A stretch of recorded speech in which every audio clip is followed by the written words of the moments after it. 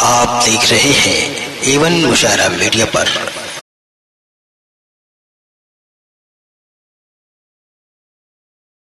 جناب عاصم گونڈوی صاحب کے دیوان کی رسم اجرا دانشوران قوم و ملت کے ہاتھوں بحسن خوبی ادا کی گئی۔ میں جناب عاصم گونڈوی صاحب کو اس کتاب کی اشاعت پر دل کی گہرائیوں سے مبارکباد پیش کرتا ہوں اور امید کرتا ہوں کہ آئندہ بھی آپ کے قلم سے اسی طرح کے ادبی شہپارے نکلتے رہیں گے اور ہم جیسے لوگوں کو فیضیاب کرتے رہیں گے۔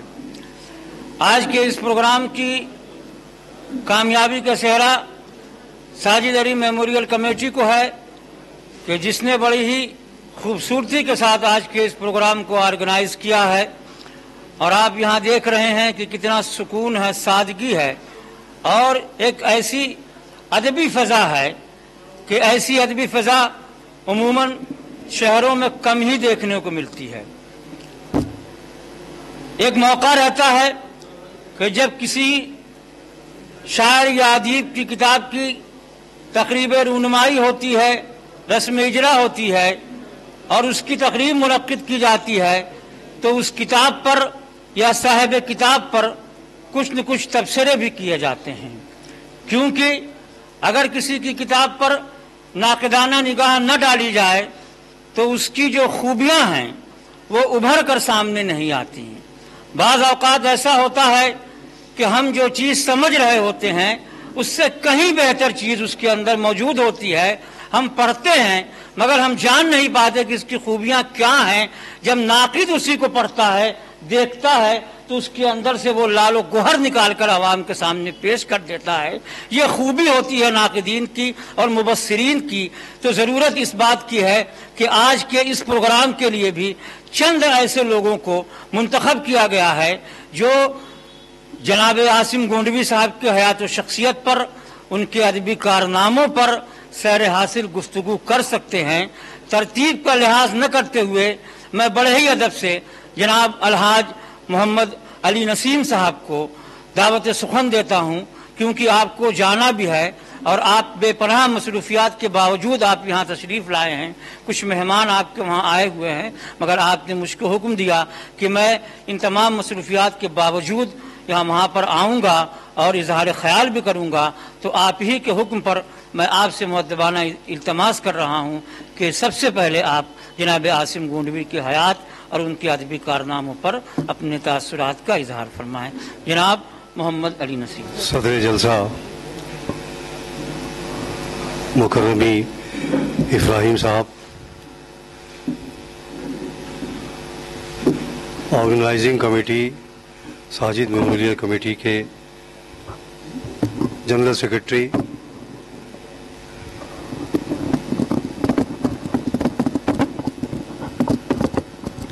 جناب حارث صاحب، انور ضیاء صاحب، حافظ ناصر الدین صاحب، شہاب الدین صدیقی صاحب، حفیظ حسن صاحب، عبد الباقی صاحب اور تمام قاضی کریم الحق صاحب اور دیگر حاضرین کرام،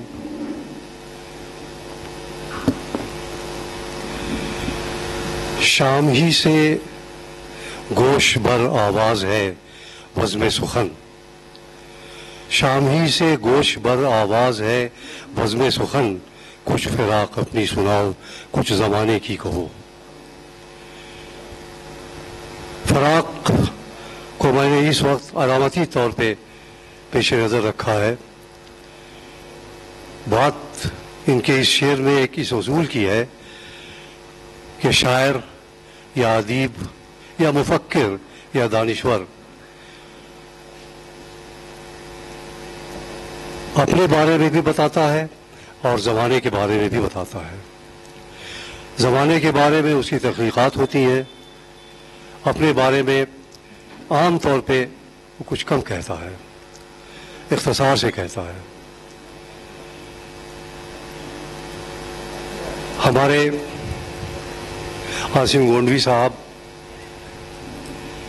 شاعر کی حیثیت سے معروف ہیں، لیکن وہ نثر پہ بھی ان کو اتنا ہی عبور حاصل ہے۔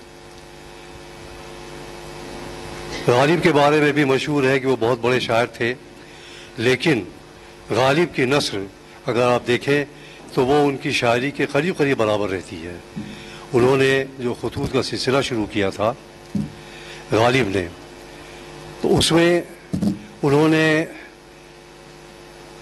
القاب، آداب چھوڑ دیے، ترک کر دیے، اور ایک نئے زاویے سے تجدید کر کے، ایک جدت آرائی کر کے اس میں انہوں نے ایک خاص انداز سے خطوط انہوں نے لکھے اور بے شمار خطوط لکھے۔ ان میں جو جو لوگ بھی غالب پہ کچھ تھوڑا بہت جانتے ہوں گے وہ اس بات کو سمجھ سکتے ہیں۔ اسی طریقے سے عاصم گونڈوی صاحب بھی نثر میں اپنے متعلق کچھ فرماتے ہیں، میں چاہتا ہوں کہ اس کو یہاں پہ دہرا دوں، چھوٹا سا، بہت تھوڑا سا، 1 منٹ کا ہے۔ وہ اپنے بارے میں کیا بتاتے ہیں، اور وہ ایک طرح سے ان کی وہ سوانح ہے۔ عاصم گونڈوی صاحب اپنی ایک پرانی کتاب نوشتہ دیوار میں صفحہ 82-83 پر قلمطراز ہیں، فرماتے ہیں میرے والد بزرگوار کا اسم گرامی جناب شیخ محمد شفیع ابن جناب شیخ رحیم بخش ابن جناب شیخ محمد اشرف انصاری ہے۔ وہ ایک غریب کسان اور کم پڑھے لکھے آدمی ضرور تھے، لیکن علم اور اہل علم کے بڑے قدردان تھے، اور یہ دلی خواہش رکھتے تھے کہ ان کے گھر میں بھی باقاعدہ طور پر علم کی روشنی آئے۔ چنانچہ ابتدائی تعلیم کے لیے مجھے گاؤں کے مدرسے میں بٹھا دیا، جہاں مولانا محمد اکبر علی، مولانا محمد احسان اللہ اور جناب منشی اللہ داد صاحبان کے زیر سایہ رہ کر تعلیم و تربیت کی ابتدائی منزل طے کی۔ ابتدائی تعلیم کے بعد ایک روز والد صاحب نے فرمایا کہ پرسوں گونڈا چلنا ہے۔ اب آپ دیکھیے ایک بچے کی جو ابھی دور اطفال میں ہے اس کی کیا سائیکولوجی ہوتی ہے۔ انہوں نے اپنے اوپر گزری ہوئی باتوں کو یہاں پہ اس کو درج کیا ہے، اور کت بہترین عکاسی ہے یہ کہ اس دور میں، اس وقت میں کیا کیا گزرتی ہے اس چھوٹے سے ننھے سے دل پر۔ دیکھیے فرماتے ہیں ابتدائی تعلیم کے بعد ایک روز والد صاحب نے فرمایا کہ پرسوں گونڈا چلنا ہے، وہاں مدرسہ حنفیہ فرقانیہ میں داخلہ لے کر تمہیں پڑھنا ہے۔ مجھے اچھی طرح یاد ہے کہ والد صاحب کی یہ بات میرے دل کو بہت ناگوار گزری، لیکن ڈر کی وجہ سے میں ان سے کچھ نہ کہہ سکا۔ البتہ والدہ صاحبہ سے میں نے یہ درخواست کرتے ہوئے کہا کہ آپ والد صاحب سے کہہ دیجئے کہ وہ مجھ سے جو کام لینا چاہیں لے سکتے ہیں، مگر پڑھنے کے لیے نہ بھیجیں۔ میری یہ بات جب والد صاحب کے کان تک پہنچی تو وہ بہت برہم ہوئے، اور دوسرے دن ہی مجھے ساتھ لے کر گونڈا چل دیے۔ ایک روز آگے کا پروگرام تھا، وہ اس کو انہوں نے پری بون کر دیا، اور ایک دن پہلے ہی لے کے چلے گئے۔ میں راستے بھر مسلسل دعائیں مانگتا رہا، حافظ دیندار تھے ہی، حافظ بھی عرض کرنے جا رہے تھے، میں راستے بھر مسلسل دعائیں مانگتا رہا کہ یا اللہ میرا داخلہ نہ ہو۔ گونڈا پہنچ کر اس میں مزید شدت آ گئی، اور میں ہر نماز میں بار بار اس دعا کو اس وقت تک دہراتا رہ گیا جب تک یہ معلوم نہ ہو سکا کہ میرا داخلہ ہو گیا۔ اس واقعے کو گزرے ہوئے ایک عرصہ ہو گیا، لیکن اس کی یاد بار بار آتی ہے، اور بار بار والدین کو تہ دل سے دعائیں دیتا ہوں، اور تعلیم سے آراستہ کرنے کے لیے ان کی زبردستی کو عین کرم اور ان کے اس کرم کو خدمت لوح و قلم کی سعادت حاصل کرنے کا وسیلہ مانتا ہوں۔ یہ ان کی اپنی زبان ہے۔ آپ دیکھیے کہ آپ کی شاعری اور آپ کے نثر نے کس قدر پیرل ہے، دونوں ایک ساتھ چل رہا ہے۔ پھر آپ آگے اس سے فرماتے ہیں کہ میں وہاں سے تعلیم حاصل کر کے کانپور آ گیا۔ آپ کے کوئی وہاں پہ کزن رہا کرتے تھے، ان کے ساتھ یہ کانپور میں رہے، 1 مہینہ وہاں پر آپ تشریف رکھا آپ نے، اور عصر کی نماز کسی مسجد میں پڑھا کرتے تھے برابر۔ اس مسجد میں وہ اس کے باہر سڑک کی دوسری جانب جب وہ نکلتے تھے دیکھتے تھے کہ ایک بزرگ بیٹھے ہوئے ہیں، وہ درویش نما بزرگ ایک بیٹھے ہوئے ہیں۔ یہ جاتے تھے، چلے جاتے تھے، گزر جاتے تھے۔ ایک روز جب یہ نکلے مسجد سے تو ان درویش نے ان کو اشارہ کیا کہ یہاں آؤ۔ وہ میں بہت جلدی ختم کروں گا، آپ ہاں یہ ناظم کو بڑا اس کا رہتا ہے کہ بھائی وقت نہ لے، بہت جلدی ختم کر دوں گا. ہاں میں ان کی شاعری اور ان کے کلام اور اس کی اکیڈمک جو ان لوگوں کی صلاحیتیں ہیں اس میں بالکل گفتگو نہیں کروں گا، اس کے لیے میں دوسروں کو موقع دے دوں گا. میں آپ کی شخصیت کی بات بھی کر رہا ہوں. تو آپ وہاں سے مطلب یہ ایسا پہلو ہے جو عام طور پہ لوگ نہیں جانتے ہیں اور جو جاننا چاہیے. تو آپ ایک روز جب عصر کے بعد نکلے تو آپ کو بزرگ نے اشارہ کیا آؤ ادھر، تو آپ نے آگے پیچھے دیکھا کہ کسی اور کو بلا رہے ہیں یا مجھے بلا رہے ہیں، تو پھر اشارہ کیا تو یہ پھر کچھ سمجھ نہیں پائے. تو تیسری بار جب اشارہ کیا تو آپ تشریف لے گئے ان درویش کے پاس. درویش نے آپ کو دیکھتے ہی کہا کہ تمہارا یہاں کیا کام، تمہارا یہاں کیا کام، تم مشرقی اتر پردیش میں جاؤ، یہاں تمہارا کام نہیں ہے، تمہارا کام وہاں ہے، وہاں تمہاری ضرورت ہے. اور آپ وہاں سے پھر واپس گوڈا آ گئے اور پھر آپ مختلف جگہوں کو بہار میں اور آگے تعلیم حاصل کرتے کرتے پھر گورکھپور کو آ گئے جو اس مشرقی اتر پردیش کا ایک طرح سے مرکز سمجھیے کہ ہوتا ہے، اور آپ پھر یہیں رہ گئے. یہ تو آپ کی یہ باتیں تھیں. اور آپ کو میں عرض کرنا یہ چاہتا تھا کہ شاعر اپنے زمانے سے 200-300 سال آگے کی سوچتا ہے اور کہتا ہے. عاصم صاحب کے ساتھ بھی یہ بات ہے، اور میں نے جیسے شروع میں کہا تھا مرزا غالب کے ساتھ بھی یہی بات ہے. اتفاقاً ایک بار میں دوردرشن کی طرف سے انٹرویو لے رہا تھا ڈاکٹر عزیز احمد صاحب کا، تو بات آئی تو وہ طبیب ہیں اس لیے وہ اپنے اس کی بات کرنے لگے اسٹریم کی. تو اس میں انہوں نے یہ کہا کہ غالب نے کہا تھا 300 سال پہلے کہ دل نادہ تجھے ہوا کیا ہے، آخر اس درد کی دوا کیا ہے.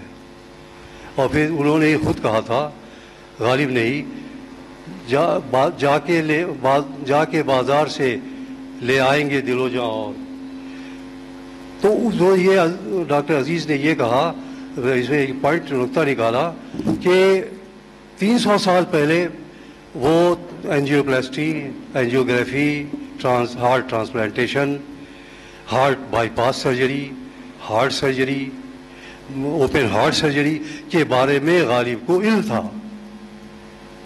300 سال پہلے وہ یہ بات کہی تھی، لے آئیں گے بازار سے جا کر دل و جاں. اور آج کل بازار میں جاتے ہیں لوگ، خرید کے لے آتے ہیں، اسٹنٹ لگ جاتا ہے، اینجیوگرافی ہو جاتی ہے، اینجیوپلاسٹی ہو جاتی ہے، بائی پاس ہو جاتی ہے، بازار میں ہو جاتی ہے، جا کے مارکیٹ ہے.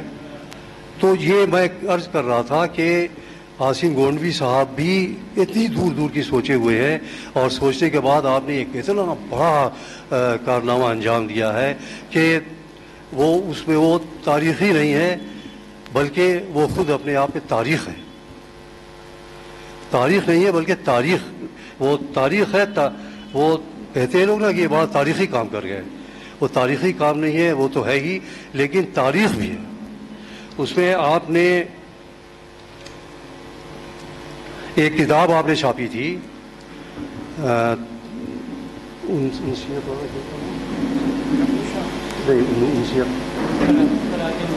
خراج انسیت کے عنوان سے ایک کتاب آپ نے شائع کی تھی. پہلے کی بات ہے، پہلے یہ نہیں، پہلے کی بات ہے، خراج انسیت کے عنوان سے شائع کی تھی. اس میں آپ نے 80 شعراء جو رحلت کر گئے ہیں، دنیا میں نہیں ہیں، 80 شعراء کے بارے میں ان کی تاریخ پیدائش، سن پیدائش، ان کی سن وفات، دونوں اس میں آپ نے نوٹ کی ہے اور لکھ دیا ہے، درج کر دیا ہے. اور آپ نے ہر ایک کے اوپر اس کی حیثیت، اس کے اسٹیٹس، اس کا جتنا بڑا شاعر تھا اور جیسی جتنا وہ معروف تھا، جس حساب سے تھا، اس حساب سے آپ نے رباعیاں لکھ دی ہے، خطات لکھ دیے. 80 خطات ان لوگوں کے بارے میں جو موجود نہیں ہے آپ نے لکھا. اب آپ بتائیے کہ جو آنے والا دور ہے یا ابھی موجودہ دور میں بھی وہ لوگ جو وفات پا چکے ہیں ان کے بارے میں ہمیں معلومات کہاں ملیں گی؟ چندے معدودے جو بہت شہرت یافتہ لوگ ہیں، غالب اور اقبال کے بارے میں ہم لوگ جانتے ہیں، فراق کے بارے میں جانتے ہیں، گورکھپور کے کسی خاص شاعر کے بارے میں ہم لوگ جانتے نہیں ہیں. لیکن آپ نے جو یہ لکھ دیا ہے، کتاب شائع کر دیا ہے، یہ ایک ذخیرہ ہے. جن لوگوں کے پاس کتاب نہ ہو ان سے گزارش کر کے لے لیجئے گا. اور آپ نے اس میں ہر پائے کے شعرا کو اس میں لیا ہے، انکلوڈ کیا ہے. اور میں آپ کو بتاؤں کہ ایک ایسے غیر معروف شاعر کو بھی جو ہمارے پرانے محلے نظام پور میں رہا کرتے تھے، وہ مست گورکھپوری کو بھی انہوں نے جگہ دیا ہے. مست گورکھپوری آپ کے ساتھ کے کلاس فیلو رہے ہوں گے. ہاں، تو مست گورکھپوری غیر معروف ہے، کوئی نہیں جانتا ان کے بارے میں. شاید آپ لوگوں میں سے کوئی نہیں جانتا ہوگا. بتائیں، کوئی جانتا ہے مست گورکھپوری کے بارے میں؟ لیکن مست گورکھپوری کے بارے میں آپ نے تحقیق کیا، محنت کیا، اور محنت کر کے آپ نے اس میں درج کیا، ان کے اوپر کچھ خطات لکھے. اور یہ کام تخلیق آپ کی ہے، لیکن کاوش، کوشش، محنت، جد و جہد ہمارے محترم حافظ ناصر الدین صاحب کی ہے. میں ان کو دیکھتا تھا، یہ پریشان رہتے تھے، سائیکل سے در در گھومتے تھے، ان کے ہاں ان کے ہاں. کبھی کبھی ہم سے بھی مشورہ کچھ کیا، اور اس کے بعد تب یہ ایسا ایک آپ نے بنا کر رکھ دیا. ہمارے لیے کتنا آسان ہے. 80 شعرا، جس میں 11 غیر مسلم ہیں اور باقی 69 وہ ہیں مسلمان شعرا ہیں. اس میں یہ بھی اس میں الگ الگ آپ نے دونوں کا لکھ دیا ہے. یہ بہت بڑا کارنامہ ہے. بہت مطلب اس کا کوئی ثانی نہیں ہے. ایسا ابھی تک میں نے دیکھا نہیں کسی کو لکھتے ہوئے. لکھا ہے گورکھپور تاریخ گورکھپور کے ادب اور شعرا کے بارے میں لکھا ہے. سلام سندیلوی صاحب کی بھی کتاب موجود ہے. لیکن آپ نے جو شعری انداز میں قطعات کے طور پہ سب کے بارے میں لکھا ہے، اور ہر چیز مختلف ہے، ہر شعر مختلف ہے. ایسا نہیں کہ ریپیٹ کر دیا کہ اگر کسی کی تعریف ایک کیا ہے تو وہی دوسرے کے لیے بھی کر دیا. ایسا نہیں، سب ایک دوسرے سے مختلف ہے. ان اشعار میں انفرادیت بھی ہے. یہ اس موقع پر جن لوگوں نے بھی آرگنائز کیا ہے، حارث صاحب، ساجد علی میموریل سوسائٹی کے لوگ، ارکان، آپ کے صاحبزادے سرور صاحب اور حافظ ناصر الدین صاحب، اور جتنے حضرات بھی تشریف لائے ہیں، وہ سب قابل مبارکباد ہیں. اور میں یہ سمجھتا ہوں کہ اگر اس طرح کی مجلسیں مہینے میں ایک بار ہوا کریں تو شاید ہم لوگ بیداری سے اولودگی میں جاتے جاتے پھر بیدار ہو جائیں گے. اس لیے کہ اب وہ دور رہ نہیں گیا ہے کہ جیسے پہلے اڈے ہوا کرتے تھے اور وہاں پہ نشستیں ہوتی تھیں اور وہاں پہ ادبی تذکرے ہوتے تھے اور مذاکرے ہوتے تھے. جیسے ماسٹر رضوان صاحب بندوق والے کے یہاں شام کو بیٹھ کی ہوتی تھی، حسین انصاری صاحب کے یہاں ہوتی تھی، یا وہ منظور ادیب صاحب تھے ابو حکیم الکلام صاحب کے یہاں ان کے یہاں ہوا کرتی تھی. وہ اب ناپید ہے. تو ضرورت اس بات کی ہے کہ آپ حضرات، اور خاص طور سے وہ لوگ جو آرگنائز کر سکتے ہیں، جن کے پاس مالی صلاحیت بھی ہے اور بدنی صلاحیت بھی ہے، جیسے میری مراد ہے حارث صاحب سے، ہم جانتے نہیں وہ کہاں چلے گئے، ان کو ذرا سننا چاہیے تھا. تو ایسے لوگوں کے لیے سے گزارش ہے کہ وہ لوگ اس پہ توجہ دیں ہماری اس سجیشن پر. اور دوسرا یہ ہے کہ یہ عاصم گونڈوی صاحب کا جو یہ نچوڑ ہے اور یہ جو آپ کے سامنے دیوان کی شکل میں اس وقت ہے، یہ ایک ایسا نہیں ہے کہ آپ نے بیٹھے اور لکھ دیا، ایسا نہیں ہے. یہ عشق ہے. یہ عشق نہیں آسان، اتنا ہی سمجھ لیجئے. یہ عشق نہیں آسان، اتنا ہی سمجھ لیجئے. ایک آگ کا دریا ہے اور ڈوب کے جانا ہے. شکریہ آپ لوگ.